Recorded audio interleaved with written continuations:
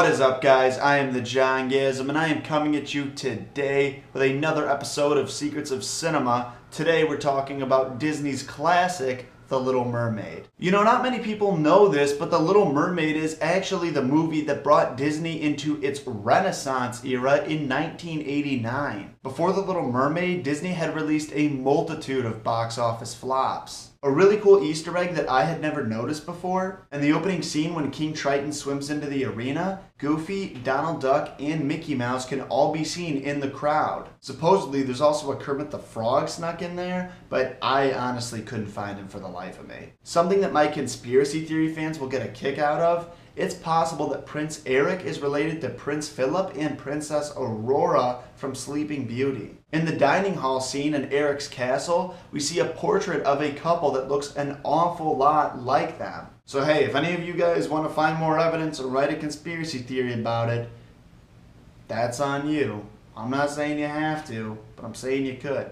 And I might talk about it if there's more evidence. This next fact blew my mind. There was an extended Fathoms Below sequence that reveals that Ursula is King Triton's sister. It was ultimately removed from the movie, but that's insane. Ursula is the Little Mermaid's aunt. I swear I'm not trying to act like I'm more shocked by that than I am. That's actually really cool to me. I've got a classic bit of trivia that I'm sure all of you guys already knew. In the original movie poster, one of the towers on the castle looked like a penis. A lot of people act like it was on purpose, but the artist was actually interviewed about the subject and said that really it was just an accident from having to rush through the poster and draw multiple towers that already looked like penises. So I'm not going to blame the guy or girl who drew it. I believe it was an accident, and even if it wasn't, I think it's pretty funny. Something I never realized, Ariel's rendition of Part of Your World actually started a theme among the rest of Disney's animated movies. Because in this scene, Ariel has a musical number where she sings about what she wants most in life.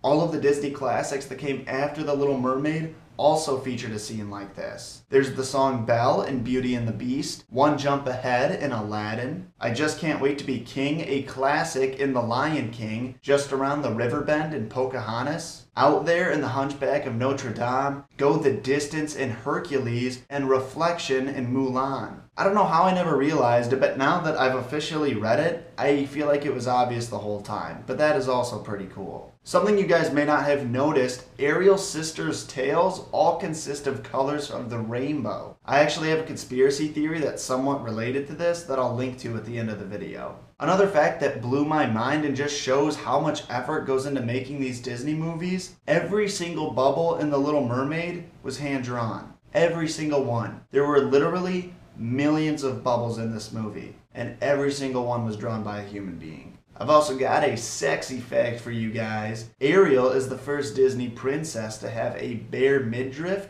and the first one to show her butt.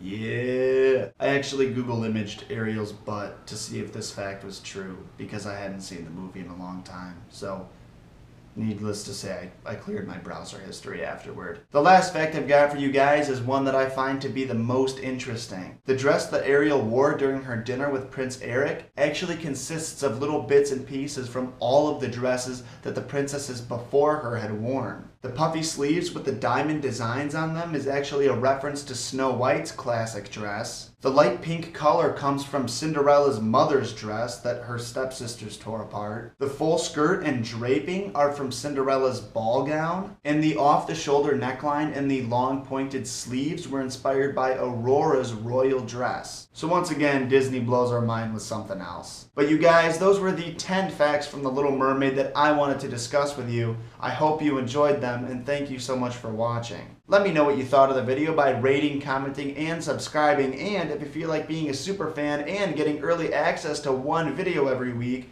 make sure you follow me on Instagram, Twitter, and Facebook. Twitter and Facebook are where I am posting links to unlisted secret videos that the general public doesn't yet have access to. So by liking and following those pages, you kind of become a VIP on this channel. You're all VIPs in my heart though, so don't you worry. But you guys, I just want to say it one more time. Thank you so much for stopping by. Stay fresh.